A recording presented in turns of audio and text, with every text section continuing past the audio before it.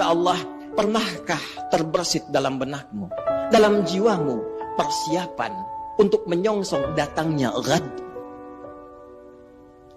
Pagi ini sebelum Jumat, saya ingin menguatkan informasi seputar ayat ini. Satu ayat saja. Saya baca 4 kitab tafsir tadi pagi. Dari mulai Tafsirul Quranil Azim karya Ibnu Katsir rahimahullah, Mafatihul Ghaibnya Ar-Razi, Al-Kasyafnya Zamakhsyari, sampai Tafsirul Wasitnya Muhammad Sayyid Tantawi. Demi Allah kami katakan, dari 4 kitab tafsir ini semuanya satu kata dalam menafsirkan ayat ini, dan tidak ada ikhtilaf, perbedaan pendapat di kalangan para ahli tafsir. Semua mengatakan yang dimaksud dengan ghad di sini yaumul qiyamah. Yaumul qiyamah. Tibanya hari kiamat. Tibanya hisab kita di hadapan Allah Subhanahu wa taala.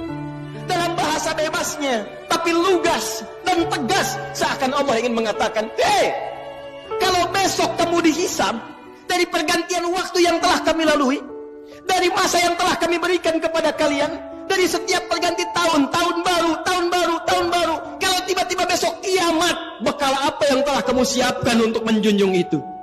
Bekal apa yang telah kamu hadirkan untuk menghadapi hari kiamat itu?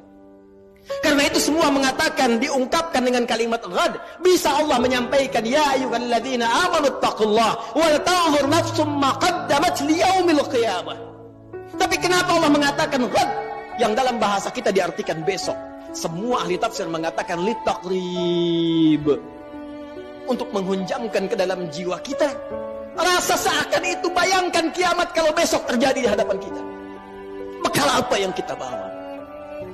Duhai Anda yang hadir di Jumat ini, yang telah menghasilkan dan mengumpulkan dari sekian banyak waktu yang Allah berikan kepada Anda, ragam harta benda yang sudah Anda koleksi, rumah yang luas, kendaraan yang begitu membentang dengan ragam yang sangat luar biasa, pakaian yang bagus-bagus, perhiasan yang melekat di tubuh. Demi Allah saya katakan, kalau Anda wafat di hari ini, bagaimana hisab Anda di hadapan Allah Subhanahu wa taala? Kalau kiamat terjadi besok, apa persiapannya, kata Allah? Dan kiamat terkecil itu kematian. Kiamat terkecil kematian. Quran surah ke-32 di ayat ke-11. Qul yatawaffakum malakul mautil ladzi wukila bikum. Katakan Muhammad sallallahu alaihi wasallam, setiap yang berjiwa itu satu saat akan tiba waktunya, datang utusan Allah malakul maut untuk memisahkan kehidupannya dengan maut itu dari kehidupan dunia menuju hisab persiapan akhiratnya. Dan semua ulama sepakat kiamat terkecil. Kiamat kecil itu ya kematian. Jadi kalau kita kembalikan pada diri kita, para ulama selalu mengajak kita untuk bermuhasabah. Jangankan datang tahun baru, ganti tahun lagi, ganti hari lagi, setiap hari. Ayat ini mengatakan, kalau Anda wafat besok, persiapannya apa? Bahkan kalau kita diwafatkan hari ini, apa persiapan hisab kita di hadapan Allah Subhanahu wa taala? Karena itu yang paling menarik, untuk menghunjamkan renungan ini dalam jiwa kita, Allah menyebutkan kalimatnya langsung dengan menggunakan kata nafsun, dan bentuknya tidak menggunakan alif lam. Wal tanzur nafsum ma qaddamat lighad. Kalimat nafsunnya tidak menggunakan alif lam, nakirah. Kata para ulama tafsir, kalimatnya tidak menggunakan alif lam untuk memberikan kesan dan pesan kepada kita. Kalau ingin bagus dalam introspeksi, kalau ingin benar dalam muhasabah, lepaskan dulu seluruh kecenderungan dunia kita, kemudian tanyakan pada hati kita yang paling dalam, sudah benarkah cara hidup kita sampai dengan detik ini? Itulah rahasianya kenapa di ayat ini kata nafsun tidak menggunakan alif lam. Seakan-akan Allah ingin mengatakan pada kita, coba merenung sejenak. Bukan dengan kembang api itu, bukan dengan petasan itu, bukan dengan pesta itu, tapi dengan jiwa Anda, dengan hati Anda, dengan kolbu Anda, dengan jiwa yang Allah berikan kepada kita. Cobalah kemudian sejenak saja, sepersekian menit kita diam sejenak, tanyakan pada jiwa kita, istafti qalbak, kemana hidup kita ini? Sudah benarkah puluhan tahun saya beraktivitas? Sudah benarkah puluhan tahun ini misi yang saya emban? Sudah benarkah jalan hidup saya? Bagaimana kalau sekarang saya wafat?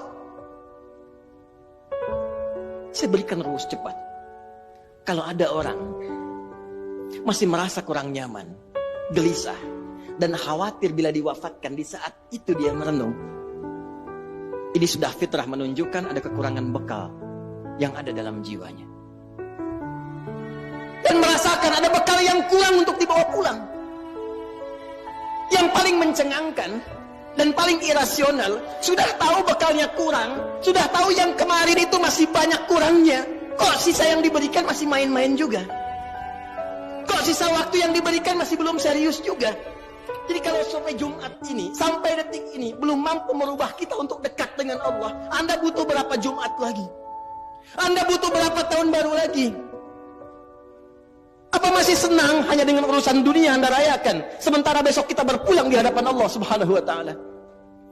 Ingat akhirat bukan meninggalkan dunia, tapi ingat akhirat mengarahkan anugerah dunia yang Allah berikan kepada kita supaya ditata menjadi kepentingan ibadah.